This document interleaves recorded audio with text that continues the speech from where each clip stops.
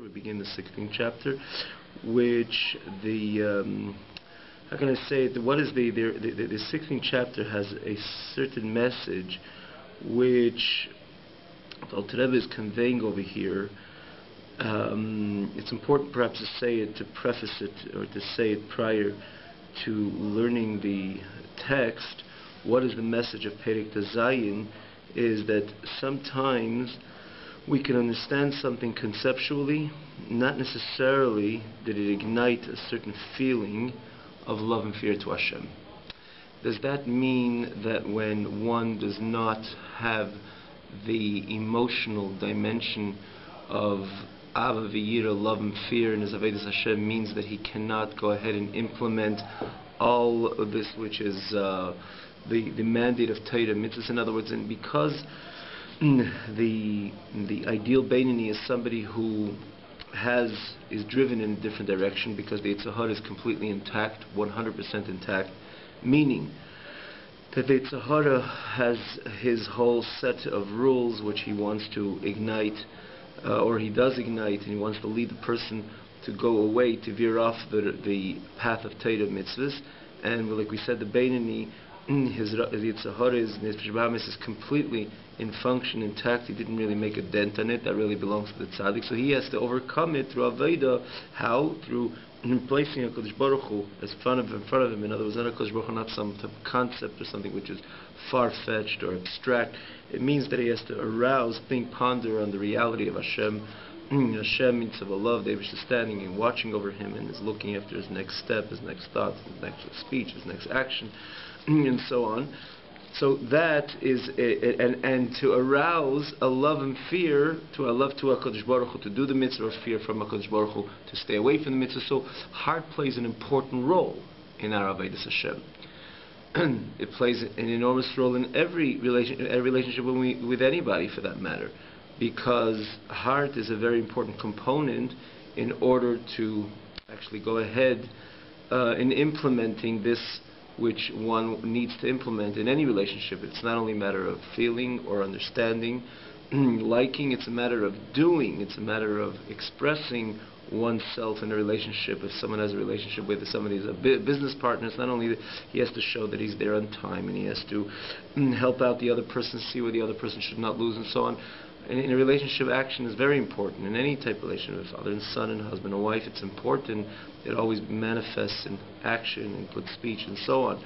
But in order to lead to that, which is not only it needs also, it's namely in thought, speech, and action, because that's when something gets done. That's where there's an impact. You help out, you do something, you say a nice word, you don't say a wrong word, and so on. But in order that should have consistency, heart plays an important role. Heart must play an important role, because how could you have consistency with another person if you don't love the other person? Let's say, right? In order that someone should love the other person, there should be consistency with another person. You have to love the other person. In order for there should be something not to do something wrong, there has to be something, a feeling, a fear of the consequences of the result, may it be retribution or punishment or anything which can go wrong. And a person puts it always in perspective. So that is always a feeling of yira, of fear. And again, fear, there's different types of fear, awe, reverence, and so on, but it plays an important role. Similarly, when it comes to the Avodas Hashem, Alter Rebbe writes in the previous chapter, in the 15th chapter, that the ideal Beinoni, rather, is somebody who is not only, in other words, it comes through Avodah. Avodah means that he ponders on the greatness of HaKadosh Baruch Hu. And then that produces a feeling of love, again, to do Hashem's mitzvahs, and to be consistent with Hashem's mitzvahs. And it produces a feeling of fear, chas v'shalom, not to violate any mitzvahs leisesa. And then he's online. He's aligned with Torah mitzvahs. That's why he's a Beinoni. But the Avodah means, because he had signals the other way, and he has to put the Eibishter in front of him. In other words, put the Eibishter on the front burner. Meaning, say, the Eibishter not again in this abstract concept, but this is here, real, now. The Eibishter is looking, and the Eibishter wants me to do. And I don't want this, namely, I don't want to separate myself even one moment from HaKadosh Baruch Hu. So the Eibishter has to be not only on my mind, but it has to express itself through my heart. In other words, that I have to really feel HaKadosh Baruch Hu in order for me to take the next step and do that mitzvah, or true fear has to come about in order for me to stay away from the Aveda. But the question is, what if I don't have that fear? Which means many times we understand something conceptually, or we understand something profoundly even, and we perceive it, we have a clear, comprehensive understanding about something, but not necessarily does it always lead to does it trigger, not always trigger the heart. For example, in a relationship, right, the husband and wife, it's not always is there the same level of love at all times. There's different times in a person's life, or not only between husband and wife, and between two people. Not always the feelings are on the same level, on the same plane, or on the same consistent. It's not always consistent. It's ups and downs. That's normal, right? Not necessarily does it mean that a person always has this feeling with his partner, maybe a partner in life or any other partner. It's just something which is.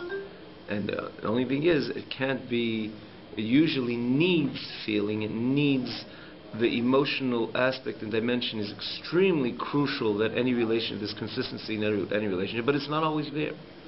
So the question is, what happens when it's not there? What happens when it is not there? Does it mean that the person cannot follow through with his thought, speech, and action in his relationship with his partner? Again, maybe partner in life and partner in soul partner, or again, or business associate and so on. Does it mean that it has to stop when there is no emotions involved? The answer is no. Someone takes out the garbage for a parent, or let's say for a spouse. They take out, the wife said, it doesn't mean that in order for you to take out the garbage, give an example, which is a chore, which is important, it's something to be done, and it's important we're consistent on, because there's a time, right? It's a good example. But let's say it doesn't mean that every time you do something, right, you have to take out the garbage, for example, doesn't mean that you have to have a strong, potent feeling for the person who you're doing it for. If you had, at times, and you did have, it was much easier to do it. If you have a strong feeling to somebody, it's much easier to actually implement, to do something for the other person. It's just easy. When you develop a new relationship with a friend or anybody, and something has to be done, you run to do it. It's something so simple because there's an overwhelming feeling for the other person. And when there's an overwhelming feeling for the other person, it's so easy to implement with any action. Anything. If you take out the garbage or anything. Right? It's only things when we get into a certain routine, so the feeling not always comes up to the surface. It's not always in full expression.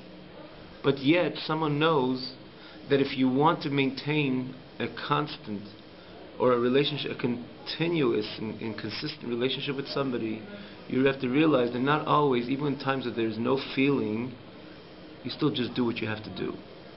Because that's what maintains the healthy relationship. You don't wait always to get excited about the other person, therefore I'm going to do what I have to do. And if in any healthy relationship, again, maybe a soulmate or a business partner, it's not always we have to feel very strongly about the other person in order to be consistent with our action, again, which is the most important, with even a speech, in this case with a thought, because we're dealing with Chaninah, which mandates a pure, clean thought, not only in mitzvahs leisus and mitzvahs asay and so on, but we're talking about the relationship with two people. It's not always that one has to have the emotions have to be booming and have to be completely in a state of expression in order to implement the good deed which you want to do for the other person. If you're a healthy-minded person, you know that a relationship must be consistent even at the time you don't have a good feeling. Even the time that you don't have a particular feeling for the other person. You know this is the person that I have to deal with for the rest of my life, or for the rest of, let's say, the business partner, for this important enterprise, or for this important, business deal, or for this important period of time. You know you're going to be there, even though each one is going to be for the other, even though not necessarily you'll have the constant feeling for the other person. And each one to the other. It's not only one to one. It's not exclusive one to one. Both partners. They know that it's not dependent. It's nice when there's a good feeling, because a good feeling makes everything else easier. But it's not necessary that there's always a feeling. Because many times in life, it's very normal in any relationship that the feelings will fluctuate, not always. They will actually be there in the same way. The same thing, the Rebbe says, when it comes to HaKadosh Baruch Hu, no question that a feeling to Hashem. A feeling to Hashem, there's no doubt that a feeling to Hashem contributes a lot. Than a person has a love to HaKadosh Baruch Hu. To do a mitzvah is something easy. A person has fear from HaKadosh Baruch Hu, and the fear is captures his heart. It's much easier to stay away from an Aveira. But what if a person thinks about the greatness of HaKadosh Baruch Hu, and it's on his mind, but it did not produce, for whatever reason, that I've alluded this in the Aharon, but for whatever reason it didn't produce a love and fear to HaKadosh Baruch Hu. It didn't produce a love and fear to HaKadosh Baruch Hu. Does that mean that I don't have the ability to go on 100% with Shulchan Aruch? Not at all. Because in a healthy relationship, one uses his mind, even though, again, using the mind is usually not adequate to do things with motivation and vigor and excitement, or lots of motivation, lots of vigor, lots of excitement.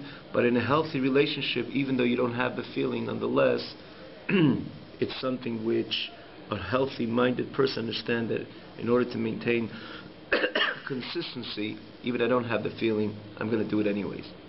And the same thing with HaKadosh Baruch Hu. That even you thought about the greatness of HaKadosh Baruch Hu, for some reason it did not produce tangible love or tangible fear. Nonetheless, someone with a little brains understand, I will still do the mitzvah.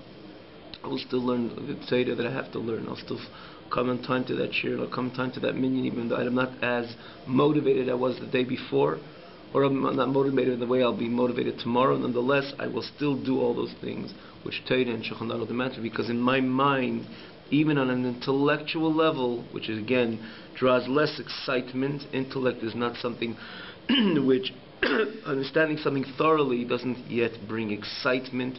To do this which you understand, you have to have a feeling in order to find the excitement and the ecstasy in what you're doing. But even though you don't have the actual excitement because you don't have the hard experience, nonetheless, a healthy mind understands that it's still worth it, not worthy. I could still do this which I have to do in my relationship to HaKadosh Baruch Hu, which is again Torah, mitzvah say, and mitzvah leisus, and nothing less than 100% perfect.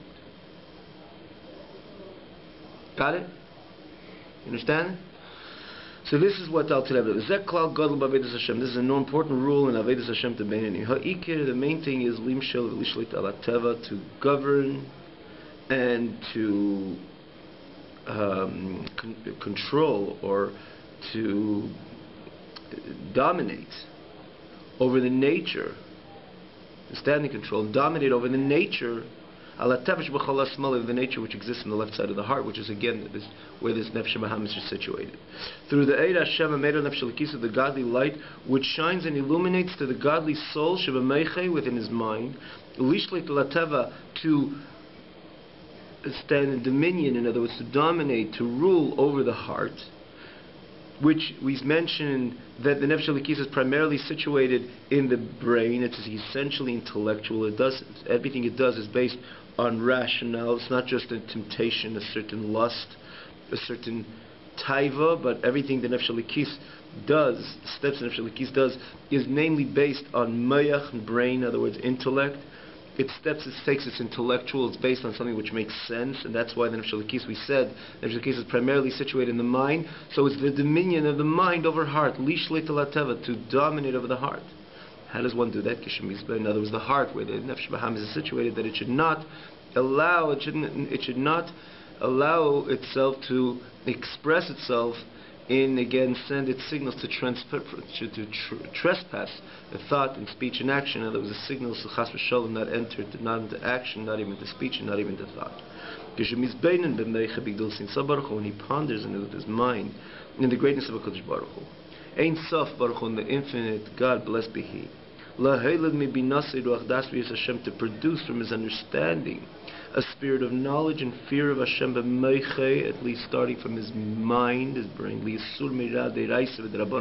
to stay away from anything which is evil, maybe deraisa, or even a derabanan, even a light prohibition, which is shel divrei, which means a rabbinic prohibition, chas v'shalom. God forbid, in other words, he should stay away, not to violate not only a deraisa, not only a darbanim, isur kal, even the most slight and light prohibition of divreim chas v'shalom derabanan. And that is, again, when it comes to Sur Meirah, which is usually what motivates Sur Meirah, is Yiras Hashem, fear from Hashem. And the Avas Hashem, believe in the love of HaKadosh Baruch Hu in his heart, B'chol HaYimani, in the right side of his heart, B'chasheika, rather. In other words, we said the Nefesh Elokis also has a station in the heart, which is the love to HaKadosh Baruch Hu, the fear of HaKadosh Baruch Hu, which is on the right side of the heart, as opposed to the Nefesh Bahamis is on the left side. The right side of the heart expresses them in the love to HaKadosh Baruch Hu, with a drive, with a yearn, with a desire, l'davka to cleave to HaKadosh Baruch Hu, b'kiyum mitzvahs, in the fulfillment of the mitzvahs, which means this is mitzvahs asay. Before he spoke about the leisesa, the negative mitzvahs, which is triggered usually by fear of HaKadosh Baruch Hu, b'kiyum mitzvahs. In this case, we're fulfilling the mitzvahs deiraisa. The kima mitzvahs in this case is the mitzvahs asay deiraisa, the Torah mitzvahs, the mitzvahs asay which are based, which are mandated by Torah and the Rabbanon, and mitzvahs asay which are the Rabbanon. The Talmud Torah, she can call them the greatest mitzvahs asay is the mitzvahs asay, the Talmud Torah, learning on a constant basis. So this is a klal godel, a great rule when it comes to the Avodas Hashem, to the Beinoni. The main thing is to govern over the nature, which again, the nature is associated with the inclinations and the signals which are sent by the Nefesh Bahamis, which is situated on the left side of the heart. Through the godly light which assists and shines to the Nefesh Elokis, where the Nefesh Elokis expresses itself to its maximum by pondering in the greatness of HaKadosh Baruch Hu, to produce a fear of HaKadosh Baruch Hu, to produce a feeling of fear of HaKadosh Baruch Hu. Even he says, it starts from a structured fear, which is, again, on even intellectual level, and then a hard expression of fear, in order to stay away from anything which is ra, which is evil, which is 365 mitzvahs leisesa, maybe deraisa, even a derabanan, even Mr. Kal Shalivreim, even a slight isur of the Rabbanon chas v'shalom. And then Avas Hashem, conversely, when it's dealing with mitzvahs say, it ignites Avas Hashem left HaKadosh Baruch Hu to fulfill every mitzvah, and again, not only deraisa but derabanan, and namely Talmud Torah Keneged Kol. Here the Alter Rebbe enters in what we began, that introduction which we gave. Yes, it al more so tzarich lei that klal gadol b'vidul beinanim. He also has to know, as a great rule in the service of a beinanim, shegam imen yitzich leviyiruch b'nosam haseges, that even his intellect and the spirit of his understanding does not it doesn't not perceive this godly reality to the extent that it should produce, to produce Avos Hashem Yizgalosly by the love of HaKadosh Baruch Hu in a revealed, manifest state in his heart. In other words, it doesn't produce an overt love, it doesn't produce a booming love in his heart, that his heart would be engulfed in a fiery flame of love to HaKadosh Baruch Hu, and a desire, with a yearning and a desire, and be motivated, and a motivation which is felt in the heart to cleave to HaKadosh Baruch Hu. And Raka'av Mesuteres means he's not successful to extract a fiery love to Hashem. The love is just hidden in his mind, the talumis libe, in the depth of his heart. In other words, the heart, there's an understanding. In other words, the concept that God and godliness resonates in his heart. The greatness of HaKadosh Baruch Hu, in this case, the Kula Kamei Kolach Shemamish, that everything is insignificant in front of HaKadosh Baruch Hu, meaning that HaKadosh Baruch Hu is here and now, and there's nothing which is blocking in the or the greatness itself. A demonstration of the greatness of HaKadosh Baruch Hu is, as we learned in Perek Gimel, Kula Kamei Kolach Shiv, everything in front of HaKadosh Baruch Hu is completely insignificant. Again, this is a demonstration of the greatness of HaKadosh Baruch Hu, so he understands it, but not on a heart level, but more on a mind level.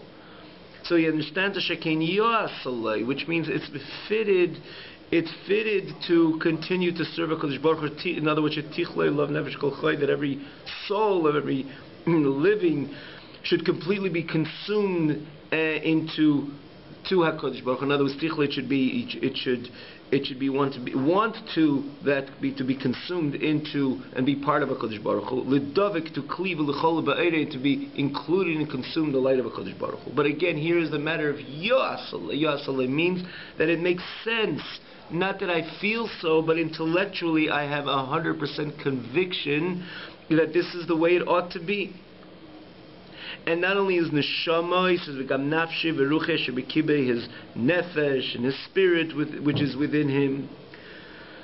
And he says, in other words, not only his lev mevin, or the ruach chachma bina shebemeiche, but everything about it, his entire spirit within him. And yoasalahen, it completely, it's understand that it's fitting for them, least kolese love, that it should be want to be consumed, or want to be part of, or want to go out to HaKadosh Baruch Hu, want to have the klois, that enormous yearning to HaKadosh Baruch Hu, the enormous outpour, the enormous, the klois aleven means the enormous drive to HaKadosh Baruch Hu, the enormous strive to HaKadosh Baruch Hu, v'chasheke v'chafetz lotus min hataken, with a great yearning to leave the confines of the body, the purse, this which holds the body, the neshama in the guf. In other words, he wants to leave this confine. He wants to leave the nartek, this purse, which is holding the neshama. What is this nartek? This is the guf, the body. L'davka bay to cleave to HaKadosh Baruch Hu. And he understands the whole reason. In essence, the neshama has a natural interest in being consumed or cleaving to the Ein Sof Baruch Hu, to the infinite of Hashem, blessed be He. And he just continues to make this calculation in his mind, but forcefully, based on the mandate of Hashem, that Hashem takes the neshama and pushes it into the body and says, you're here for this and this amount of time, so it's bal korchoch, it's not where the neshama wants to be. It's just forced kaviyachol to be b'seich haguf, within the body. Utzruris bay, and there it's tied kalmanis chayes, which means like live widows. This means literally almanis chayes. It means like this: that almana, usually, what's been almana chaya? Almana is that almana, unfortunately, is a very sad scenario when a woman loses Rahman al-Islan, her husband. That's an almana. It's very sad. But that's when she knows that she lost her husband, so she could remarry. As much as the experience is a very unfortunate experience, but then she could be relieved that she could remarry. What if a woman does not know if her husband passed away? Excuse me. What if she doesn't know? So, which is the classically known as the aguna. So what happens is the almana is she's an almana, and she can remain almana if she never finds out if her husband passed away or not. So she remains almana throughout her entire life. So that almana is chayes, which means that she remains almana, which is on a constant basis, because she cannot go either way. In other words, she's in a state of almana and she cannot remarry. So the state of the neshama in the body is kalmanis chayes. It cannot go back to where it came from. And the other hand, it's tied into this confines of the body, meaning the body with the body's inclinations, limitations, drives, and so on. And the neshama is nebach in this, tied into this reality. So usually in almana, when she comes to a certain state of this unfortunate reality, but she can go on. In this case, the neshama cannot go on, because the Hashem, the Eibush, sent it in the shlichus for a certain amount of time. And we can never leave this body or this shlichus till when the Eibush thing says it's time to go, it's time to relieve oneself from the confines of the body, from the limitations of the body, from the hagbalus of the body. So, because the Eibishter decides, so the neshama is versteckt. In other words, it's kind of stuck into this body for these amount of years. So the neshama says, in the perspective of the neshama, it really wants to cleave to HaKadosh Baruch Hu. And it feels the pain of the fact that it's in the body. It just knows there that Bal Korchoch, because the Eibishter sent it on a mission, so it has this mandate to work together with the body, but on its own, feels the pain and feels the limitation that the body is placing on it. The neshama on its own is it's a free soul. It's a soul which is on its own is just one interest, to be consumed into the infinite light of HaKadosh Baruch Hu. That's all of what it wants, like a candle. Even though later the Rebbe will even show us, based on the pasuk, Neir Hashem Nishmas Adam, as the neshama is similar to a candle, just like a candle if the candle, the reason why it different than anything else in this world, which gravitates downwards, the candle is jumping upwards because it really wants to leave the wick, and the only thing it wants to do, it wants to consume to the sheish of the eish, like the Rambam says, it's under the levana, and it's not even, for that matter, it's not a mitzvah, it's a fire, but you ask the candle, but if you're going to go, can be consumed to your source, you will lose your whole entity, you will lose your whole identity. And the candle says, I don't care. How do you know it says I don't care? Because that's why it's jumping upwards, and it wants to leave the wick in order to be consumed into its shadish, into its source, even though it knows there it's going to be ayin v'efes, it's going to be completely nothing, it's going to turn to nothing, and yet it still wants to go and be consumed in its shadish, says the Rambam, the lashon of the Rambam. That's why the shadish, everything wants to ultimately connect to its source. But by the fire, you see, because the source of water is actually water, the source of afar is actual afar, the source of eish is not even eish. In other words, this fire would ultimately, if it's consumed in its source, it loses its whole identity as a piece of flame of fire. But you ask it and it says, I don't care. I really just want to be consumed in my shadish or in my root and in my source. Similar, Neid Hashem Nishmas Adam. This is the innate nature of the neshama. It wants to be consumed into the infinite of HaKadosh Baruch Hu, even though it knows it will lose completely its identity. It frankly does not care that it loses its identity. It just wants to be one of the HaKadosh Baruch Hu. So you take a neshama like this, which has not only doesn't have an interest in being part of it, it doesn't have an interest in being, period. It just wants to be part of its shadish. It wants to be part of the Eibishter. And take something like that and force it to not only be distant from the Eibishter, at least overtly, but more so it should just be. It's a tsar from the neshama, just be. Because it wants to be consumed to the infinite of HaKadosh Baruch Hu. And be where? In a goof, in a body, which the body has a whole set of own rules, a whole set of its own drives, a whole set of its own inclinations. And it says, stay there. So that the healthy-minded person, in this case the healthy-minded Beinoni, understands that this is a tsar, bal korchoch, it's just forcefully, for whatever reason Hashem had, it lives within the body, but it's tzrurizbay, it's tied, it feels that it's tied and it's wrapped, kalmanis chayis, like live almanis means to say that it cannot take its step back to where it initially came from, similar to Rachmana litzlan, to the widow, which cannot move and cannot budge. And that's the way the healthy Beinoni thinks, and the Alter Rebbe is saying over here, not in a way that he feels that way. He feels the yearning, he feels the love. The love is in like a flamey fire, like the Alter Rebbe's lashon, ke'esh bayer or bayer kirish beish. No, he doesn't have that bayer kirish beish. He doesn't have that flamey fire at all.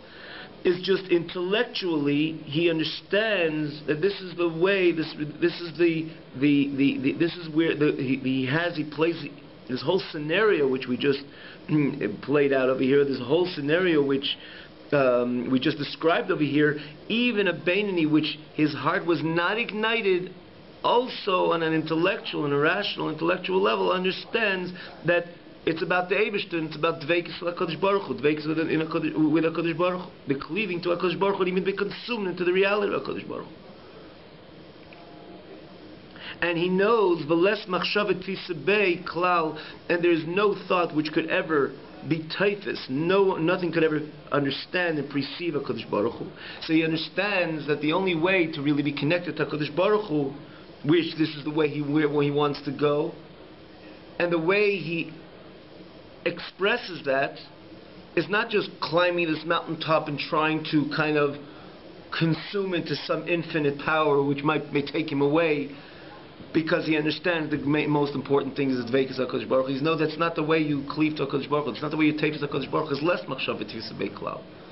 And he knows, the Beinoni in his right mind knows, the only way to touch HaKadosh Baruch Hu, to touch the divine, or to touch the infinite, to be consumed into the infinite, be part of the infinite HaKadosh Baruch Hu, is kashetfisim lesabeshel b'terim. It knows it means a plat gemara.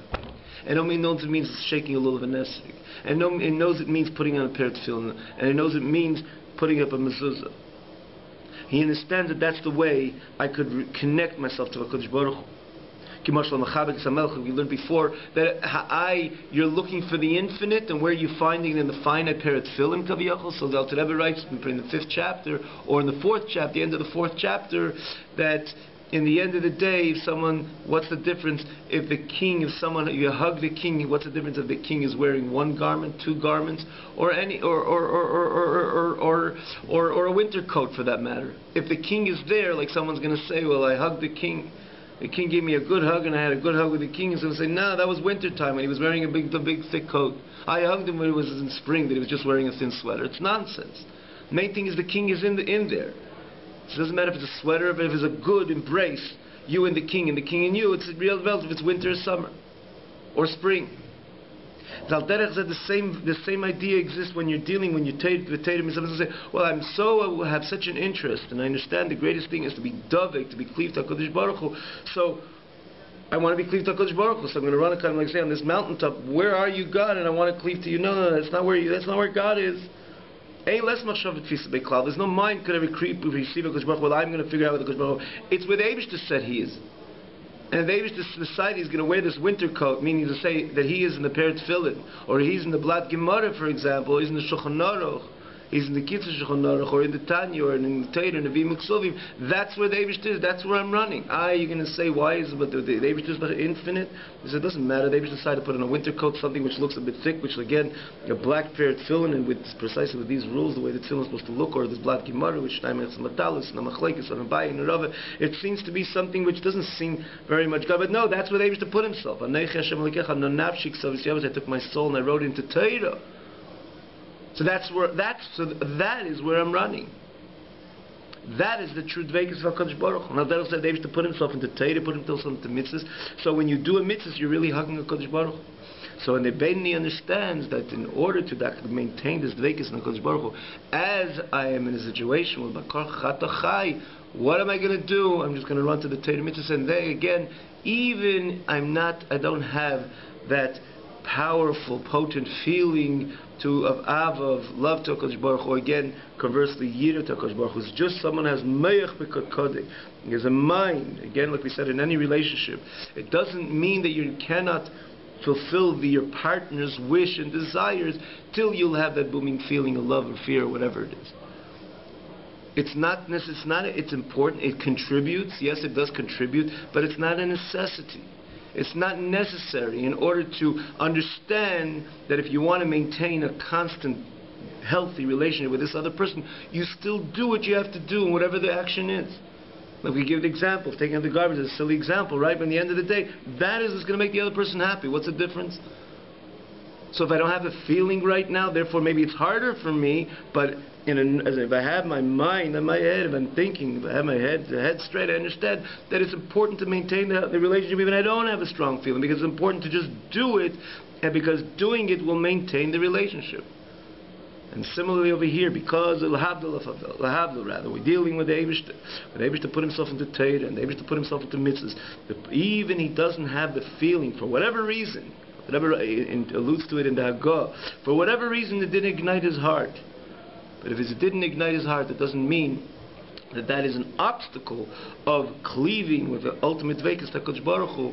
Because in the end of the day, the mind itself, the structured mind, can understand that Yasalei, it's fitted to every single person.